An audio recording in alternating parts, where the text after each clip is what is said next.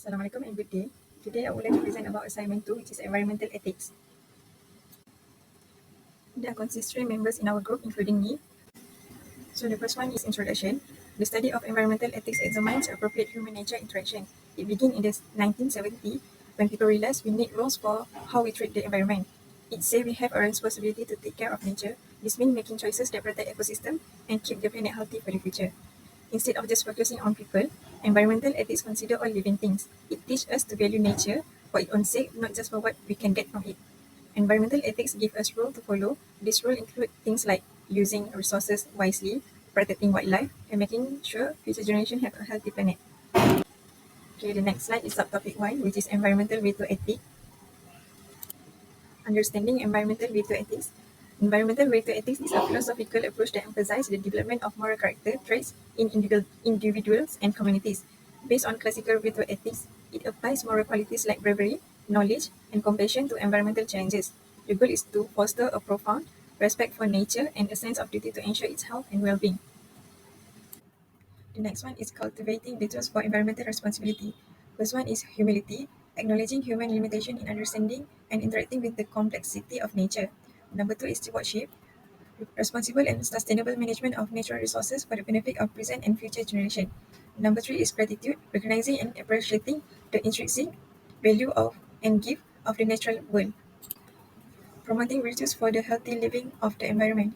By cultivating virtues like stewardship, humility, gratitude, and reverence, individuals can develop a deeper connection to nature. Practicing these virtues promotes ethical decision making that prioritize the long-term health and integrity of ecosystem. Ultimately, environmental virtue ethics contributes to the flourishing of ecosystem and the well-being of all beings. Next, the subtopic 2, it is about sustainable development ethics.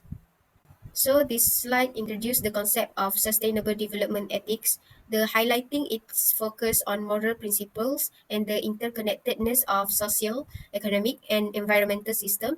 It emphasized the goals of sustainable development, which is meeting present needs while safeguarding the ability of future generation to meet their own needs. The principles of sustainable development ethic, it is about precautionary principle, intergenerational equity, and sustainable livelihoods. For the precautionary principle, huge preventive action in the face of uncertainty about potential environmental or social harm. And then intergenerational equity. Current generation have a moral obligation to leave a healthy planet for future generations. And then sustainable livelihoods, ways of living that are ecologically sustainable, socially just, and economically viable.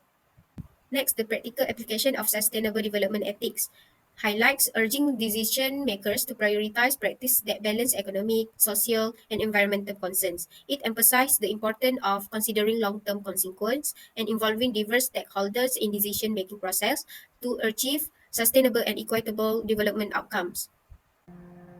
Next is the last topic, which is about environmental ethics in policymaking.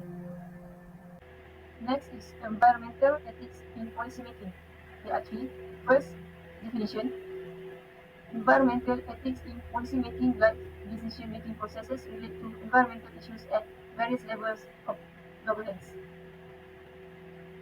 Next is purpose. It addresses environmental challenges responsibly and sustainably by integrating ethical considerations and moral principles. And the third is importance. Recognize the intrinsic value of nature, promotes environmental justice, and emphasize sustainability. This slide introduces the concept of environmental ethics in policymaking, highlighting its role in guiding decisions related to environmental issues. It emphasizes the importance of integrating ethical consideration into policymaking processes to ensure responsibly and sustainable environmental governance. Next is principles of environmental ethics. Environmental justice ensures fair treatment and involvement of all people in environmental policy decisions. Second is sustainability. Balance present needs with those of future generations, promoting economic development, social equity, and environmental protection. And last, precautionary principle advocates for caution in the face of uncertainty to prevent harm to human health and the environment. This slide outlines key principles of environmental ethics in policymaking, including the implicit value of nature, environmental justice, the precautionary principle, sustainability, and stakeholder participation. These principles provide a moral framework for shaping policies that promote sustainability, justice, and respect for the natural world. Next is implementation of environmental ethics. This slide focuses on the implementation of environmental ethics in policymaking, highlighting the need to integrate ethical principles into all stages of policy development and implementation. It emphasizes the importance of promoting sustainability, ensuring justice, engaging stakeholders, and monitoring policy effectiveness to achieve ethical and sustainable environment governance. And lastly is conclusion. Climate change demands action to protect vulnerable communities and the future. Biodiversity loss reminds us to value all forms of life, not just for human use. Pollution highlights the need for fair treatment and sharing of environmental burdens. Unsustainable resource use worsen global inequalities and raises questions about fairness between generations.